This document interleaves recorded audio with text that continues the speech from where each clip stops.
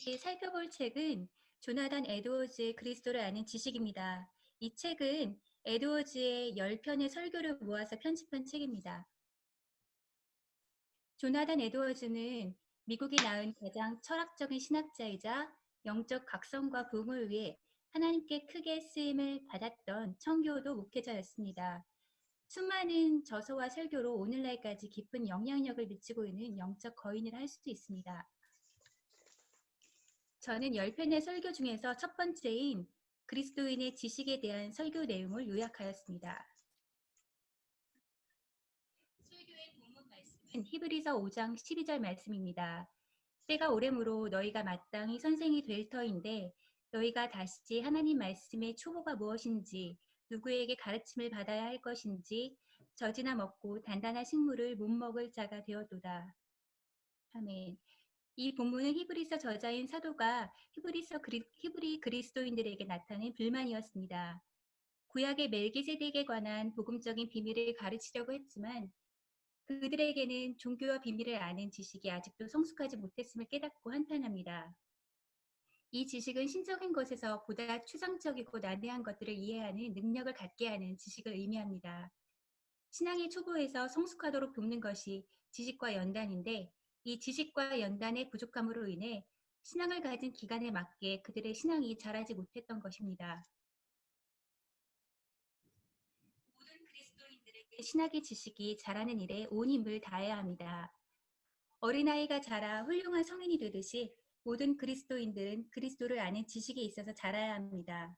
이를 위해 신학이 무엇인지, 신학이 어떤 유의 지식을 의미하는지, 또한 어째서 신학적 지식이 필요한지 그 이유를 제시하고 왜 모든 그리스도인들이 지식에서 자라기 위해 온 힘을 쏟아야 하는지 알아보겠습니다.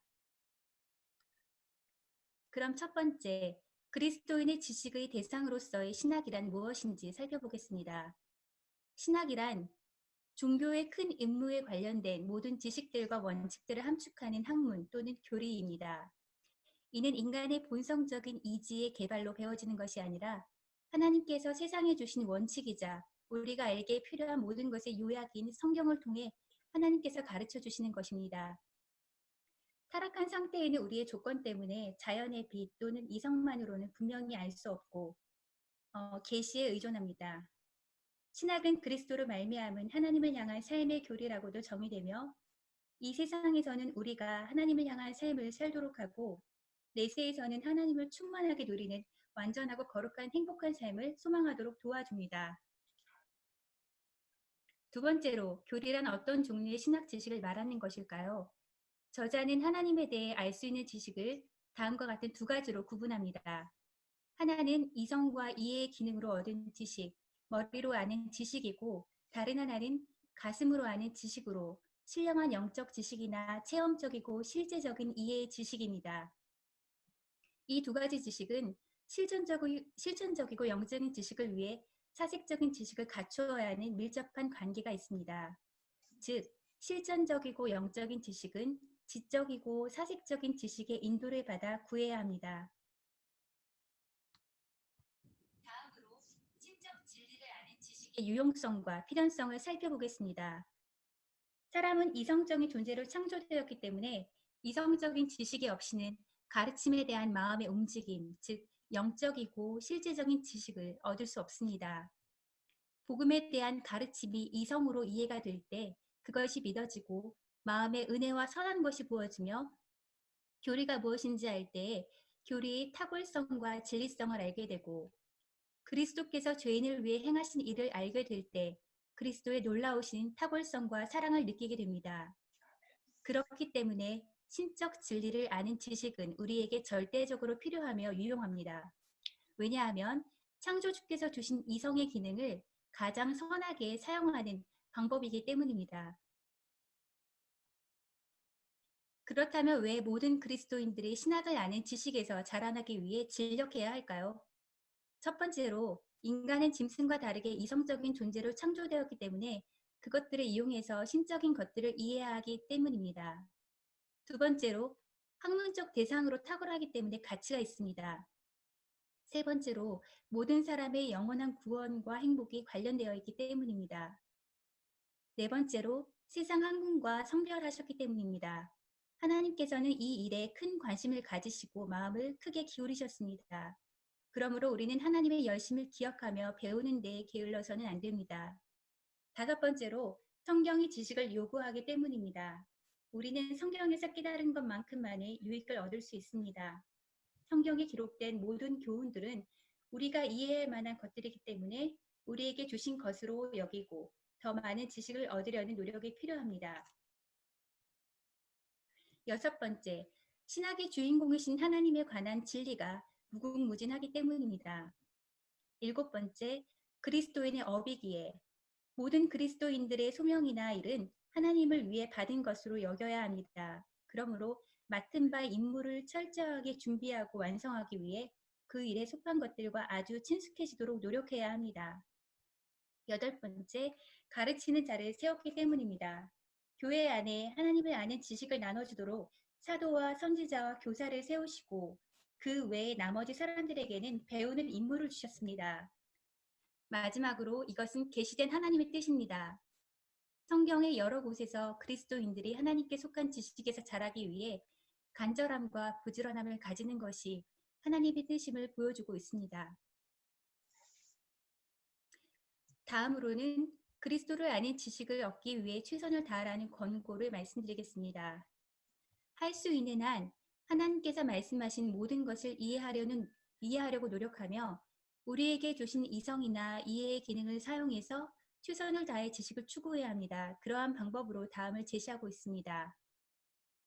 첫 번째, 시간을 아껴 일을 찾아라. 업무에서 벗어나 쉬는 동안에도 자신에게 더 유익한 일, 선한 결과를 가져올 일을 찾아 행하십시오. 두 번째, 본분을 살펴라. 이 세상과 영원한 하늘에서의 우리의 본분은 하나님의 일을 살피는 것입니다. 부지런히 날마다 성경을 묵상하고 온 힘을 다해 지식을 얻으려고 노력하십시오. 세 번째, 지식이 즐거움을 줍니다. 하나님께 속한 일을 아는 지식에는 탁월한 진리가 들어있기 때문에 얻기 위해 수고하는 일에 넘치는 보상이 주어질 것입니다. 네 번째, 대화를 유익하게 하는 지식. 이러한 지식을 가짐으로 여러분이 그리스도인다운 삶에서 더욱 신중하고 바르게 처신할 수 있는 유리한 위치에 서게 됩니다. 함께 모이거나 이웃을 방문하게 될 경우에 선한 대화의 소재를 제공할 수 있게 됩니다. 다섯 번째, 복된 시대를 사는 우리. 지금은 구약 시대보다 정경이 더 확대돼서 복음의 진리들이 선명하게 계시되었으며 여러 가지 발달된 기술로 그리스도인들이 지식을 얻는데 많은 도움을 받을 수 있는 시대입니다. 여섯 번째, 지식으로 답변하라. 복음과 진리에 대적하는 원수들의 공격에 자신을 방어하기 위해 하나님께 속한 것들을 아는 지식이 많이 필요합니다. 마지막으로 저자는 그리스도인의 지식을 얻기 위한 몇 가지 방침에 대한 말씀을 전하고 있습니다. 첫째, 성경은 모든 신학의 지식을 얻는 원천이므로 열심을 다해 성경을 읽어야 합니다. 둘째, 성경을 읽을 때 호기심으로만 읽지 말고 말씀을 잘 관찰하고 교훈의 취지를 살피고 성경의 여러 대목을 서로 비교하며 의미를 파악하는 것이 필요합니다. 셋째, 경건서적을 보조로 읽으십시오. 경건서적은 성경을 아는 지식을 자라게 하고 유익하고 즐겁게 여가 시간을 보낼 수 있도록 도울 수 있습니다. 네 번째, 지식을 서로 전하십시오. 다른 사람들과의 대화에서도 하나님을 아는 지식이 자라날 수 있도록 겸손한 마음으로 서로를 가르치고 배우길 권면합니다. 다섯 번째, 지식을 교만의 도구로 쓰지 마십시오. 지식을 얻음에 있어서 오직 영혼의 유익만을 위하고 실제적이고 영적인 삶을 위한 지식만을 추구해야 합니다. 여섯 번째, 지식을 얻기 위해 노력하십시오. 여러분이 하나님을 아는 지식을 추구함에 있어서 기도를 통해 하나님의 인도하심과 그분의 복을 구하여야 합니다. 마지막으로 지식을 따라 행하십시오. 여러분이 가진 지식에 따라 실제의 삶을 살아가십시오. 신적 지식을 따라 행하는 것이 더 많은 지식을 소유하게 되는 방법이 될 것입니다. 이상으로 제가 준비한 부분을 마치도록 하겠습니다. 아, 네. 저는 그 이소영 집사님께서 준비한 거랑 조금 다른 스타일로 준비를 했는데 좀 이해를 해주세요. 어, 저는 설교 두 번째하고 세 번째 그 준비를 했는데요. 먼저 설교 두 번째 준비한 거에 대해서 말씀드리겠습니다. 설교 두 번째는 의지하는 사람을 통하여 영광을 받으시는 하나님이라는 제목으로 설교를 하셨는데, 이는 아무 육체라도 하나님 앞에서 자랑하지 못하게 하려 하심이라. 너희는 하나님께로서 나와서 우리에게 지혜와 의로움과 거룩함과 구속함이 되셨으니 기록된 바 자랑하는 자는 주 안에서 자랑하라 함과 같게 하려 함이니라 라는 고린도전서 1장 29절부터 31절 말씀을 본문으로 하고 있습니다. 네, 방금 전 슬라이드는 이 부분이었고, 설교 두 번째 설교에 대해서 제대로 이해를 하기 위해서는 먼저 그 책의 전체적인 구조를 봐야 될 것 같습니다.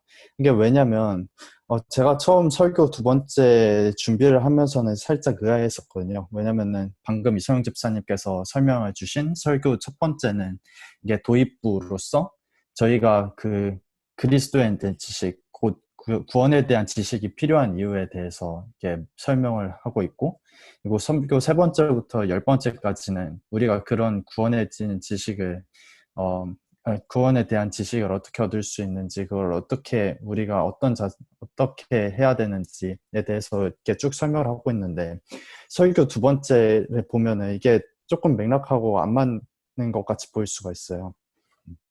그리고 설교 두 번째만 빼더라도 이게 조나단 에드워즈의 이렇게 논리적 흐름에는 별로 변하는 게 없어 보이기도 하고요.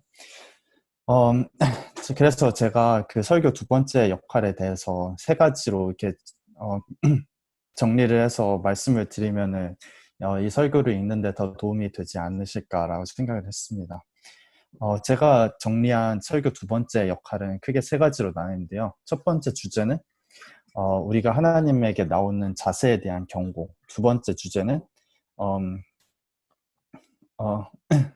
그 이미 회심한 사람들의, 그러니까 이 설교 시리즈 자체가 기본적으로는 아직 회심하지 않은 사람들에게 어떻게 구원을 얻을 수 있는지에 대해서 설명하는 건데, 그렇다면 이미 회심에 이른 사람들은 어떤 모습을 가지고 있는지에 대해서 모습을 보여주고 있고요. 세 번째 주제로는 설교 전반에 대해서 설명한 그 영광 드림의 교례에 대한 실천적인 그런 실천적인 것들에 대해서 말을 하고 있습니다. 그리고 참고로 이 책을 읽으실 때 항상 이게 조나단 에드워즈가 교리 부분과 실천 부분을 항상 나눠서 이렇게 책을 써놨는데, 아마 책을 읽으실 때 그 부분에 어떻게 나뉘어져 있는지 잘 살펴보시면 또 도움이 많이 되실 것 같습니다. 그럼 첫 번째 주제에 대해서 먼저 설명을 드리겠습니다.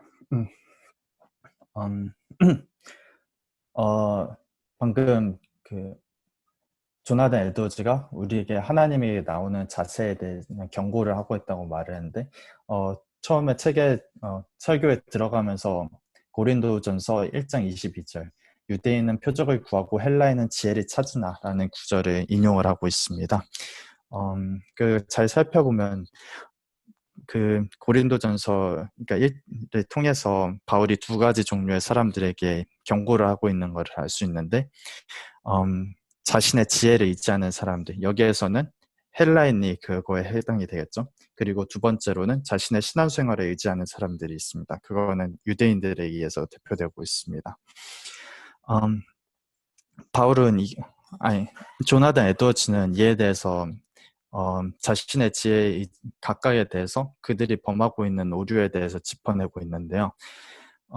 첫 번째, 자신의 지혜에 의지하는 사람들에 대해서는 그러나 그리스도는 세상의 참 빛입니다라는 말을 하면서 이 자신의 지혜에 의지하는 사람들을 반박하고 있고, 또 자신의 신앙생활에 의지하는 사람들에게는 고린도후서 4장 7절 곧 우리가 귀하기 때문이 아니라 사용하시는 이가 귀하시기 때문에 우리가 사용이 되는 것이다 라고 말을 하고 있고, 두 번째로는 우리가 어떤 은혜의 방편들이 도움이 된다는 것을 인정을 하고 있지만, 하지만 그 은혜의 방편들이 유익을 주기 위해서는 하나님이 일하셔야 된다는 것을 그 신앙생활에 의지하는 사람들은 간구하고 있다는 점을 짚어내고 있습니다. 이외에도 굉장히 많은 예시와 이렇게 논증을 하면서 자신의 신앙생활에 의지하는 사람들의 그 오류를 반박을 하고 있는데요. 아마 책을 읽어보시면 훨씬 더 많은 부분들을 보실 수 있으실 것이라고 생각이 됩니다. 이렇게 자신의 힘, 그러니까 자신의 지혜나 자신의 신앙생활에 의지하는 사람들에게 하나님에게는 이런 자세로 나오면 안 된다 하는 조나단 에드워즈의 경고라고 생각을 할 수가 있습니다. 설교 두 번째 주제는 이미 회심에 이른 사람들의 모습에 대해서 보여주고 있는데요.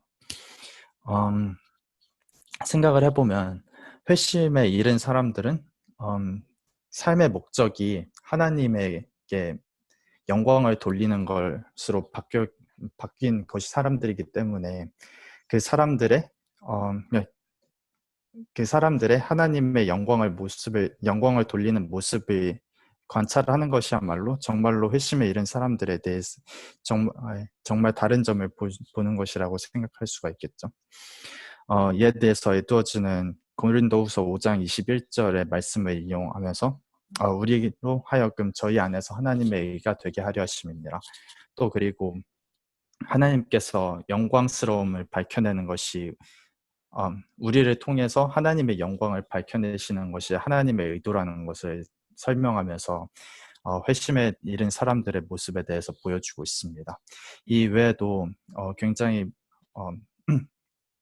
우리가 하나님의 은혜 안에 있는 것만으로 우리가 어떤 것들을 누리고 사는지에 대해서 조나단 에드워즈는 많은 설명을 하고 있습니다. 또 이미 회심에 이른 사람들은 피조물이 하나님의 완전하심에 기울이는 관심이 커지기 때문에 인식하는 기회가 더 많아진다고 말하고 있습니다. 그러므로 인해서 또 회심에 이른 사람들은 모든 좋은 것을 하나님 안에서 가지고 또 신자들이 이 세상에서 소유하는 적은 성령의 은혜를 가리켜 성도들이 받은 기업의 보증이라고 부르고 있다고 하는데, 이 말의 의미가 무엇이냐면 저희가 이 신자들이 세상에서 누리는 것 같이 보이는 굉장히 큰 복들이 사실은 저희가 장차 받게 될 이 큰 구원이라는 선물의 작은 보증에 비해서는 굉장히 작은 부분인 하나의 보증의 역할밖에 보증 정도밖에는 되지 않는다, 이런 말씀을 하고 있는 것입니다. 세 번째 주제는 이 교리에 대한 실천적인 성격에 대해서 말을 하고 있는데요.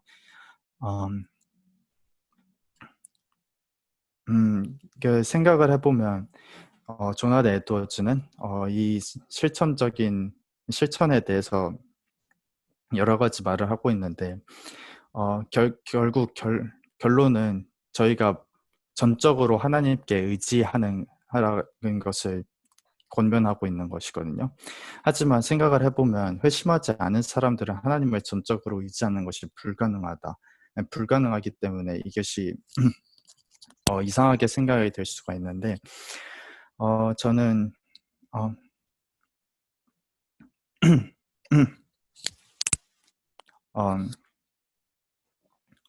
할 수가 있는데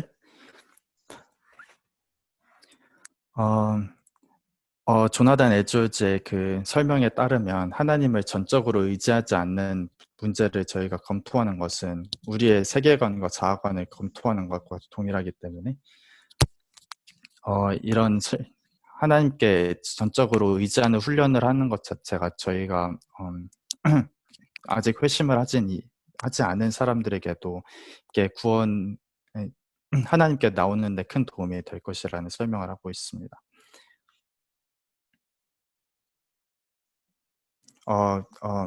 두 번째 설교는 이렇게 끝을 맺는데 혹시 중간에 목사님 하실 말씀 없으시면 다음 설교로 넘어갈까요? 오케이, 넘어가 주세요. 감사합니다. 네, 세 번째 설교는 긍휼과 사랑을 보여주시기 전에 먼저 비참을 깨닫게 하시는 하나님이라는 설교입니다. 내가 내 곳으로 돌아가 앞서 저희가 그 죄를 뉘우치고 내 얼굴을 구하기까지 기다리리라. 저희가 고난을 받을 때 나를 간절히 구하여 이르기를 이라는 호세아서 말씀을 인용하고 있습니다. 설교 3부터는 방금 제가 말씀드린 이 책의 구조에서 본격적으로 정말 구원에 대해서 설명하기 시작하는 설교인데요. 그래서 그런지 이 설교부터는 꽤나 구조가 굉장히 명확하게 나뉘어집니다. 그래서 저는 이 설교의 주제를 세 가지로 또 나누어 봤는데요. 이 설교의 첫 번째 주제는 표적적인 긍휼을 베풀어 주시는 방식, 두 번째 주제는 영적 구원을 이루시는 방식과 그 은혜로, 그리고 세 번째 주제는 그 적용하는 방법과 주의에 대한 방법으로 나눴습니다. 첫 번째 표적적인 긍휼에서는 먼저 구약의 다양한 예시를 들고 있습니다. 예를 들어서 요셉의 예시, 홍해 앞에서 광야에서 이스라엘 백성의 예시. 그러니까 요셉이 먼저 총리가 되기 전에 형들에게 버림을 받아서 자신의 비참한 처지를 깨닫게 되고 그 뒤에 하나님께서 사용하셨다는 예시를 듣고 있고, 또 홍해 앞에서 이집트 군대가 뒤에서 몰려올 때 이스라엘 백성들이 자신들의 무력함을 깨닫고 하나님께 기도하기 먼저 기다리셨다는 말을 하고 있습니다. 또 광야에서 또한 이스라엘 백성들이 너무 오만하게 했기 때문에 하나님께서 먼저 거기에서 이스라엘 백성들을 기다리게 하시면서 그들의 비참한 신세를 먼저 깨닫게 했다는 말씀을 하시고 있습니다. 그리고 사세시대 이스라엘 또한 굉장히 비슷한 패턴이 여러 번 반복이 되죠. 또 조나단 에드워즈는 마태복음 15장 26절에 등장하는 그 사마리아 여인의 예시를 듣고 있는데요.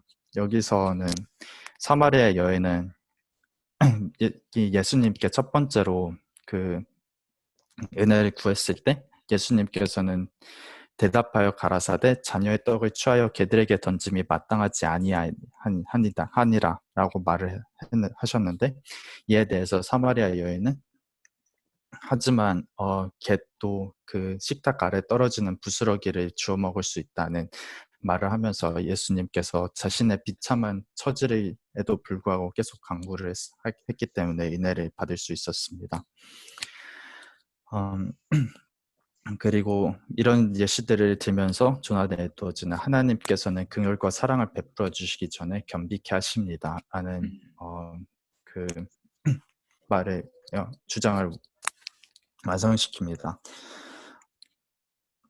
이런 방금 전에 보여드린 예시들은 모두 다 사실은 저희 구원에 관련된 예시는 아니지만 하나님께서 저희에게 구원의 그 섭리가 어떻게 나는지에 대해서 이렇게 표적으로서 보여주신 예시라고 생각이 되는데요. 조나단 에드워즈는 이에 대해서 이렇게 말하고 있습니다.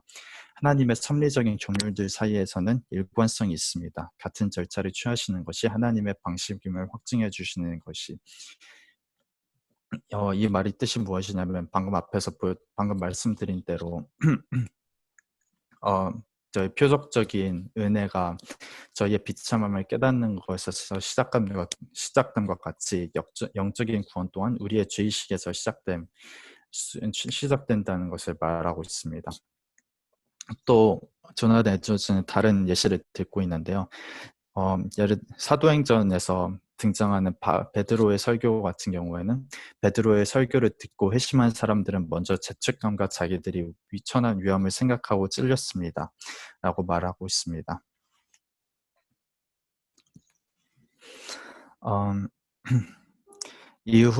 이후에는 하나님께서 영적 구원을 이루시는 방식에 대해서 자세하게 설명하고 있는데요. 90페이지에서는 성령께서 즉시 사람들의 양심에 가책을 주셔서 양심이 그들을 치고 정죄하게 만든다고 말하고 있습니다. 그 뒤에 하나님의 진노에 저희가 그 양심에 찔린 뒤에는 하나님의 진노의 무서움에 대한 깨달음을 얻고 그리고 그에 대해서 위기의식을 갖게 만드십니다. 이에 대해서는 갈라디아서 2장 19절의 예시를 들고 있습니다. 내가 율법으로 말미암아 율법을 향하여 죽었나니 곧 율법을 통하여서 하나님께서 저희의 그 하나님의 진노에 대한 무서움을 깨닫고 저에게 위기의식을 주신다는 말씀입니다.